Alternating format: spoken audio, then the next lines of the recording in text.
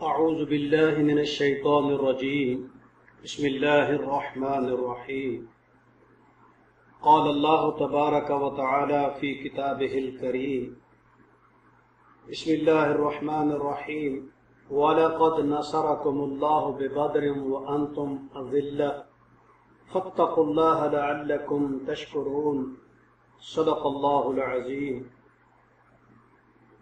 اللہ رب العزت کا ارشاد گرامی ہے کہ اللہ تعالیٰ نے میدان بدر کے اندر تمہاری نصرت فرمائی ہے جس وقت تم کمزور تھے، اور اللہ رب العزت سے ڈرتے رہو تاکہ تم شکر گزار بندے بنو۔ آج کے اس بیان میں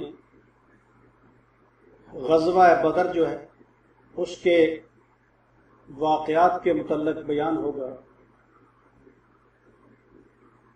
ابو جہل جو ہے وہ اپنا لشکر لے کر مکہ پر حملہ آور ہونے کے لیے مدینہ منورہ کے قریب بدر کے میدان میں پہنچ چکا تھا، اور یہ یاد رکھیں کہ حضور فخر دو عالم صلی اللہ تعالی علیہ وآلہ وسلم بھی کفار کے عزائم سے باقاعدہ آگاہ تھے اور کسی وقت بھی غافل نہیں تھے، بیشتر اس کے کہ قریش مکہ کا لشکر جو ہے اچانک کسی وقت مدینہ منورہ پر حملہ آور ہو جاتا اور مسلمانوں کو نقصان پہنچاتا۔ آپ صلی اللہ تعالیٰ علیہ وسلم نے حفظ ما تقدم کے طور پر مدینہ منورہ سے باہر نکل کر اس کی روک تھام کرنا مناسب سمجھا۔ آپ صلی اللہ تعالیٰ علیہ وسلم کو جیسے ہی علم ہوا کہ ابو جہل جو ہے وہ لشکر لے کر مکہ سے روانہ ہو چکا ہے، تو آپ صلی اللہ تعالیٰ علیہ وسلم نے تمام مہاجرین اور انصار کو اکٹھا فرمایا اور ان سے مشورہ طلب کیا۔ سب سے پہلے مہاجرین اور انصار دونوں کے سرداروں نے کھڑے ہو کر پرجوش، پرخلوص اور سرفروشانہ جذبات سے لبریز تقریریں کی۔ وقت کی قلت کے پیش نظر بیان نہیں کی جا سکتی، لیکن ایسے ایسے الفاظ اس بیان کے اندر ہیں کہ انسان کا ایمان جو ہے وہ تر و تازہ ہو جاتا ہے کہ اللہ رب العزت نے ان کے اندر کیا جذبہ رکھا تھا، جیسے انہوں نے حضور صلی اللہ تعالیٰ علیہ وسلم کی آنکھوں کو ٹھنڈا فرما دیا اور آخری دم تک آپ صلی اللہ تعالیٰ علیہ وسلم کا ساتھ دینے کا وعدہ کیا۔ جب آپ صلی اللہ تعالیٰ علیہ وسلم کو یقین ہو گیا کہ مہاجرین اور انصار دونوں گروہ جہاد فی سبیل اللہ کے لیے تیار ہیں، تو انہیں تیاری کا حکم دیا۔ چونکہ دشمنان دین جو ہیں وہ مسلح مقابلہ کرنا چاہتے تھے اور یہ پہلا موقع تھا، اس لیے کچھ لوگوں کے دلوں کے اندر کچھ تردد بھی ہوا۔ اللہ رب العزت نے سورہ انفال کے اندر ان الفاظ کو بیان فرمایا ہے کہ جب ایک گروہ جو تھا وہ اسے ناپسند کر رہا تھا، لیکن اللہ رب العزت جو چاہتے ہیں وہ تو ہو کر رہتا ہے۔ بہرحال اللہ رب العزت نے اہل ایمان کو اپنے گھروں سے نکالا اور دشمنان دین جو ہیں ان کے ساتھ مقابلے کے لیے تیار فرما دیا۔ سبحان اللہ، حضور صلی اللہ تعالیٰ علیہ وسلم بھی اپنے لشکر کو لے کر مدینہ منورہ سے باہر تشریف لے گئے۔ تقریباً 1 میل دور جا کر حضور صلی اللہ علیہ وسلم نے لشکر کا جائزہ لیا۔ کیا جذبہ تھا! کچھ معذور لوگ بھی اس لشکر کے اندر شامل تھے اور کچھ بچے بھی شوق شہادت میں، شوق جہاد میں لشکر کے ساتھ شامل ہو گئے تھے۔ حضور صلی اللہ تعالیٰ علیہ وسلم نے معذور لوگوں کو اور بچوں کو واپس کر دیا اور باقی لشکر کو پیش قدمی کا حکم دے دیا۔ اس روز 2 ہجری رمضان المبارک کی 12 تاریخ تھی جب حضور صلی اللہ تعالیٰ علیہ وسلم مدینہ منورہ سے باہر تشریف لے گئے، اور ہفتے کا دن تھا۔ مدینہ منورہ سے لے کر بدر تک تمام راستے میں آپ صلی اللہ تعالیٰ علیہ وسلم نے نقل و حرکت جاری رکھنے کے ساتھ ساتھ جو احتیاطی تدابیر اختیار کی تھیں وہ ہر زمانے اور ہر دور کی جنگ کے لیے نہایت اہم سمجھی جاتی ہیں۔ یہ ایک کمانڈر کی خصوصیت ہوتی ہے کہ وہ اپنے لشکر کو، اپنی فوج کو کس انداز سے آگے بڑھاتا ہے۔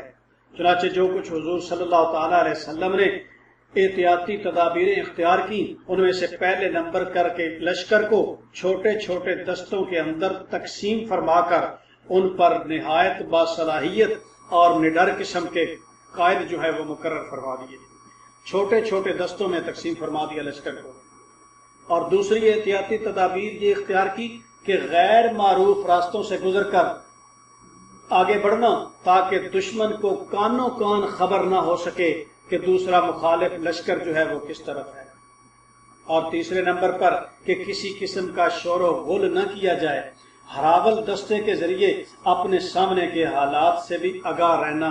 حضور صلی اللہ تعالی علیہ وسلم نے یہ تدبیر بھی اختیار فرمائی، اور لشکر کے بڑے حصے کے دائیں بائیں اور آگے پیچھے بھی حفاظتی دستے مقرر فرما دیے تاکہ اچانک کسی صورت میں حملہ نہ ہو سکے۔ ضروری اشارے اور خفیہ الفاظ کا استعمال کرنا بھی حضور صلی اللہ تعالی علیہ وسلم نے یہ یعنی جنگ کا جو ایک حصہ ہے اس کو استعمال فرمایا، اور اس طرح اور کی بھی جتنی تدابیر تھیں حضور صلی اللہ تعالی علیہ وسلم نے وہ ساری تدبیریں اختیار کی۔ 16 رمضان المبارک کو بروز جمعرات یہ لشکر جو ہے وہ میدان بدر کے اندر پہنچ گیا۔ سبحان اللہ، کیا شان ہے حضور صلی اللہ تعالی علیہ وسلم کا لشکر، جسے حضور صلی اللہ تعالی علیہ وآلہ وسلم خود کمانڈ کر کے لے جا رہے تھے۔ وہاں پہنچ کر حضور صلی اللہ تعالی علیہ وسلم نے وہاں کے حالات کا جائزہ لیا، اور جو پسندیدہ جگہ پسند آئی اس پر جا کر قبضہ کر لیا۔ اتفاق سے دشمن کے چند آدمی جو ہیں بدر کے چشموں سے پانی لے رہے تھے تو مسلمانوں کے ہاتھ لگے، اور ان کو مسلمان پکڑ کر حضور صلی اللہ تعالی علیہ وسلم کی خدمت میں لے آئے۔ حضور صلی اللہ علیہ وسلم نے ان سے پوچھ گچھ کی، لشکر کے متعلق پوچھا، اور لوگوں کے بارے میں کہ کون کون جو ہیں وہ لشکر کے ساتھ شامل ہے، کون کون سی عام شخصیات ہیں اور تعداد کتنی ہے، یہ ساری معلومات لے کر ان لوگوں کو حضور صلی اللہ تعالی علیہ وسلم نے جانے کی اجازت دے دی۔ اللہ اکبر، کیسے لشکر تھے، کیسا میدان تھا۔ حضور صلی اللہ تعالی علیہ وسلم نے اس موقع پر مجاہدین اسلام سے خطاب کرتے ہوئے ارشاد فرمایا کہ اے اہل ایمان، مکہ نے اپنے جگر کے ٹکڑے جو ہیں وہ تمہارے آگے ڈال دیے ہیں، کل تمہیں اپنے عزیز و اقارب کے ساتھ جنگ کرنی پڑے گی جس میں تمہارے ایمان کا امتحان ہوگا، کوئی اس میں پیچھے نہ رہے۔ شام کے وقت آپ صلی اللہ تعالی علیہ وسلم نے لشکر کو آگے بڑھایا اور بدر کے چشموں پر قبضہ کر لیا، اور سورج غروب ہونے کے بعد آپ صلی اللہ تعالی علیہ وسلم نے جلد ہی مورچہ بندی کرا دی، ضروری ہدایات دیں، اور اپنے عریش کے اندر یعنی پوسٹ کمانڈ جو تھی اس میں حضور صلی اللہ تعالی علیہ وآلہ وسلم تشریف لے گئے۔ آپ کی قیادت گاہ جو ہے وہ اونچی جگہ پر تھی جہاں سے پورے لشکر کا، پورے میدان جنگ کا نظارہ بآسانی کیا جا سکتا تھا۔ ابتدائی انتظامات کے بعد حضور صلی اللہ تعالی علیہ وسلم نے لشکر والوں کو، ایمان والوں کو آرام کا حکم ارشاد فرما دیا، لیکن خود ساری رات حضور صلی اللہ تعالی علیہ وسلم جو ہیں وہ بے چین رہے، کبھی سجدے کی حالت میں، کبھی قیام کی حالت میں، اور کبھی دعا کی مشغولیت میں۔ بہرحال اللہ رب العزت کی رحمت بارش کی شکل میں نازل ہوئی، جس کا وعدہ اللہ رب العزت نے کیا تھا حضور صلی اللہ تعالی علیہ وآلہ وسلم سے۔ اہل ایمان جو ہیں ان کے لیے خوشی کا باعث تھا، اور کفار کے لیے وہ بارش کا پانی جو ہے وہ وبال جان بن گیا، چونکہ وہ نیچے والی جگہ پر تھے اور سارا پانی ان کے خیموں کے اندر، ان کے گھوڑوں کے پاؤں کے اندر ہر طرف پانی ہی پانی پھیل گیا۔ بہرحال یہ دنیا کے دو عجیب و غریب لشکر تھے جو ایک دوسرے کے مد مقابل تھے، ایک دوسرے کے لیے لڑنے آئے تھے۔ یہ دو گروہ یا خاندان نہیں تھے، بلکہ دو نظریات اور دو عقائد کی آپس میں ٹکر تھی۔ ایک فریق جو حق کا پرستار تھا، دوسرا بتوں کے پرستار۔ فریق جو ہیں وہ دوسرے فریق کو محض اس لیے صفحہ ہستی سے مٹانا چاہتے تھے کہ وہ حق کے علمتدار ہیں۔ ایک طرف حضور صلی اللہ علیہ وسلم کے چچا حضرت عباس، چچا زاد بھائی حضرت عقیل، اور حضرت ابو بکر صدیق رضی اللہ تعالیٰ عنہ کے بیٹے حضرت عبد الرحمن، اور حضرت عمر کے ماموں حضرت عاص، حضرت ابو عبیدہ ابن جراح کے والد حضرت حذیفہ کے باپ، اس طرح کے سارے رشتہ دار جو ہیں وہ دوسری جگہ پر تھے۔ بہرحال اہل ایمان جو ہیں ان کے قدموں کے اندر کسی قسم کی لغزش یا کمی نہیں آئی۔ انہوں نے کہا کہ ایمان ہے، ایمان جو ہے اس کے اندر کمی نہیں آ سکتی۔ حضور صلی اللہ تعالیٰ علیہ وسلم نے لشکر کا دوبارہ صبح جائزہ لیا اور فرمایا کہ اس جگہ پر فلاں فلاں کافر جو ہیں ان کو قتل کیا جائے گا۔ سبحان اللہ، کیا حضور صلی اللہ علیہ وسلم نے پیش گوئی کی۔ پھر حضور صلی اللہ تعالیٰ علیہ وسلم نے اہل ایمان کو ایسی پرخلوص تقریر فرمائی، ایسی جذبے ان کے ابھار دیے اہل ایمان کے سامنے۔ حضور صلی اللہ تعالیٰ علیہ وسلم نے ارشاد فرمایا کہ اے مجاہدین اسلام، قسم ہے اس ذات کی جس کے قبضہ قدرت میں محمد رسول اللہ کی جان ہے، آج جو شخص بھی ان دشمنوں سے جنگ کرے گا اور اس حالت میں مارا جائے گا، یعنی شہید ہوگا کہ وہ ثابت قدم بھی ہو، آگے بڑھ رہا ہو، پیچھے ہٹنے والا نہ ہو اور ثواب کی نیت رکھتا ہو، تو اللہ رب العزت اسے ضرور جنت میں داخل فرمائیں گے۔ بہرحال حضور صلی اللہ تعالیٰ علیہ وسلم نے اہل ایمان کو جو جذبہ دیا تھا، پہلے انفرادی مقابلے ہوئے جن میں مسلمانوں کا پلہ بھاری رہا، بڑے بڑے ان کے سردار جو تھے 3-4 وہ پہلے حملے میں ہی مارے گئے۔ دشمن جو ہیں وہ ڈر گئے کہ یہ ایمان والے اتنے بے سر و سامانی کی حالت میں ہمیں اس طرح قتل کر رہے ہیں۔ بہرحال پہلے ہی حملے میں دشمن کے 24 نامی گرامی سردار مارے گئے، جن میں ابو جہل خود بھی شامل تھا۔ 2 چھوٹے حضرت معاذ اور حضرت معوذ 2 چھوٹے بھائی تھے، انہوں نے آگے بڑھ کر ابو جہل پر ایسا حملہ کیا کہ اسے سنبھلنے کا موقع ہی نہ ملے اور اسے قتل کر دیا گیا۔ جب سردار ہی نہیں رہا، جب بڑے بڑے سردار نہیں رہے، تو دشمن پھر اہل ایمان کے سامنے وہ کیسے ٹھہر سکتے تھے؟ بہرحال تھوڑی دیر جنگ ہوتی رہی، آپس میں پھر کھلا مقابلے ہو گئے۔ مسلمانوں کی طرف جو جنگ تھی اس میں بہترین تدبیریں، بہترین مثالیں، یعنی شجاعت کی مثالیں اور عمدہ ڈسپلن جو تھا اس میں قائم تھا، اور کفار کی جو صفیں تھی ان کے اندر بدنظمی اور بے ترتیبی تھی۔ شام سے پہلے ہی جنگ کا فیصلہ ہو گیا، میدان جنگ حضور صلی اللہ تعالی علیہ وسلم کے ہاتھ رہا۔ قریش کے 70 آدمی مارے گئے اور 70 ہی آدمی جو ہیں وہ گرفتار ہو گئے، اور اہل ایمان میں سے 14 مقدس ترین ہستیاں جو میدان بدر میں جنہوں نے جام شہادت نوش کیا، جنگی قیدیوں کے ساتھ حضور صلی اللہ علیہ وسلم نے نہایت اچھا سلوک کیا اور مدینہ پہنچ کر جلد ان کی رہائی کا بندوبست فرمایا۔ اللہ اکبر، کیسی جنگ تھی جس میں اللہ رب العزت نے اہل ایمان کو کامیابی سے ہمکنار فرمایا، اور دشمن جو بڑا مغرور تھا اس کے غرور کو ہمیشہ ہمیشہ کے لیے ختم کر دیا گیا۔ چند ایک ضروری معلومات جو ہیں وہ آپ کی خدمت میں پیش کرتا ہوں کہ مدینہ سے روانگی حضور صلی اللہ علیہ وسلم کی 12 رمضان المبارک کو 2 ہجری کو ہوئی۔ بدر میں حضور صلی اللہ تعالیٰ علیہ وسلم 16 رمضان المبارک کو تشریف لائے، اور غزوہ بدر جو ہے وہ 17 رمضان المبارک بروز جمعۃ المبارک جو ہے اس دن پیش آیا۔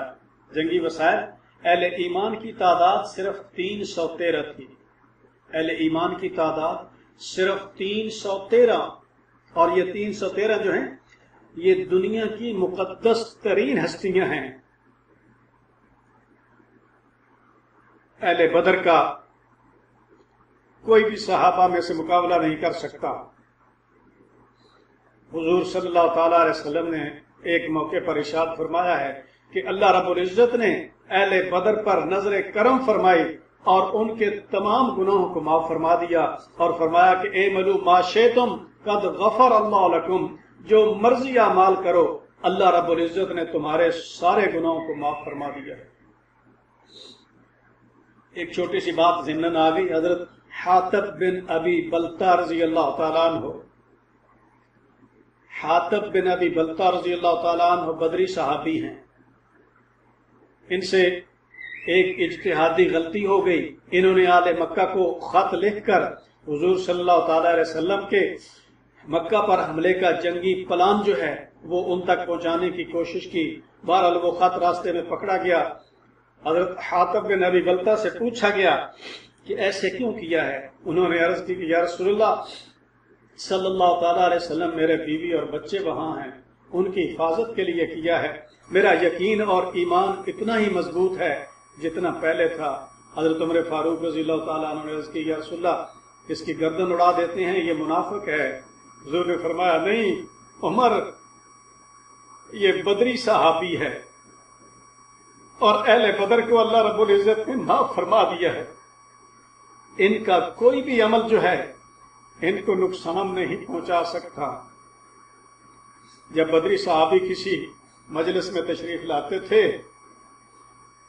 تو صحابہ اکرام کی عزت کی وجہ سے گردنیں جھک جاتی تھی کہ یہ وہ لوگ ہیں جنہوں نے میدان بدر کے اندر اسلام کی سب سے پہلی لڑائی جہاد جو ہے اس میں حصہ لیا تھا۔ بہرحال مجاہدین کی تعداد 313، صرف 2 گھوڑے ان کے پاس تھے، 70 اونٹ تھے، 8 تلواریں تھیں، 14 اہل ایمان جو ہیں وہ شہید ہوئے تھے۔ کافر جو ہیں وہ 1000 تھے، ان کے پاس 100 گھوڑے تھے، اونٹوں کی تعداد سینکڑوں میں تھی، پوری فوج ہی ان کی جو ہے ان کے پاس ہتھیار تھے، تلواروں سے مسلح تھے۔ 70 مارے گئے، 70 قیدی ہوئے، اور بعد میں زیادہ تر قیدی جو ہیں وہ مشرف با اسلام ہو گئے تھے۔ بہرحال جنگ بدر کا نتیجہ جو ہے، جنگ بدر حق و باطل کے درمیان پہلی فیصلہ کن لڑائی تھی جس نے مسلمانوں کی مانوی قوت کی دھاک سب پر بٹھا دی۔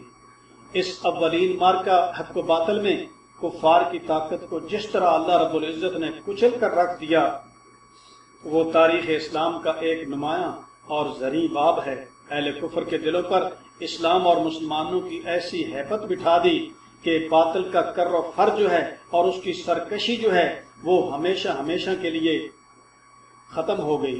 حق کی پہلی ٹکر میں بری طرح کفر جو ہے وہ پاش پاش ہو گیا، اور اللہ رب العزت نے حق پرستوں کی ایک قلیل تعداد کو خدمت دین کے صلہ میں سرفراز فرما دیا۔